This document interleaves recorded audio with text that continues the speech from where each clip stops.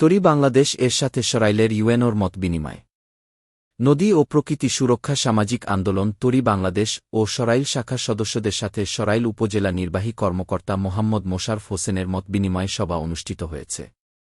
আজ শনিবার সকালে তরি বাংলাদেশের আহ্বায়ক শামীম আহমেদের সভাপতিত্বে অনুষ্ঠিত সভায় প্রধান অতিথি ছিলেন সরাইল উপজেলা নদী রক্ষা কমিটির আহ্বায়ক ও উপজেলা নির্বাহী অফিসার মোহাম্মদ মোশারফ হোসাইন।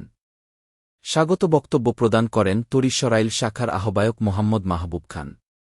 এ সময় বক্তব্য রাখেন তরি বাংলাদেশের সদস্য খালেদা মুন্নি, সোহেল রানা ভুইয়া, খায়রুজ্জামান ইমরান, তরি সরাইল শাখার সদস্য সচিব মোহাম্মদ শাহগীর মৃধা, সদস্য মোহাম্মদ আবুল কাশেম তালুকদার, মোহাম্মদ শাহিন শাহ, মোসাম্মদ নাজমা বেগম, মোহাম্মদ জুনায়েদ হোসেন, এস কে সজল শেখ, সৈয়দ মোস্তফা নাদির হোসেন, মোসাম্মদ তানজিনা বেগম, মোহাম্মদ আনিসুর রহমান, দীপক কুমার দেবনাথ, মোহাম্মদ জয়নাল উদ্দিন, মোহাম্মদ আব্বাস উদ্দিন, শাকিল আহমেদ, মোহাম্মদ মুখলেসুর রহমান ভুইয়া, মোহাম্মদ ইলিয়াস অনিক, সৈয়দ হামিদ প্রমুখ।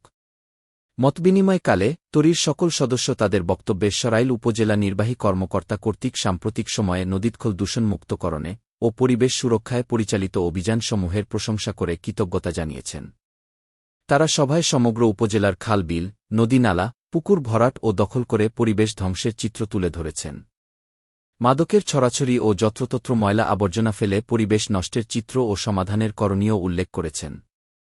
নদী ও পরিবেশ রক্ষায় যে কোনো কাজে তারা উপজেলা প্রশাসনকে স্বেচ্ছায় সহযোগিতার আশ্বাসও দিয়েছেন। প্রধান অতিথি তার বক্তব্যে তরি বাংলাদেশের কর্মকাণ্ডের প্রশংসা করে বলেছেন, আমি নিজে পরিবেশের ছাত্র। নদী ও পরিবেশ রক্ষায় কাজ করতে আমি খুবই পছন্দ করি। এটা মূলত উদ্বুদ্ধকরণ কার্যক্রম। তরির সকল সদস্য খুবই আন্তরিক ও অ্যাক্টিভ। তরির সহযোগিতা পেলে আমি ভবিষ্যতে এ বিষয়ে আরও বড় কাজ করতে পারব।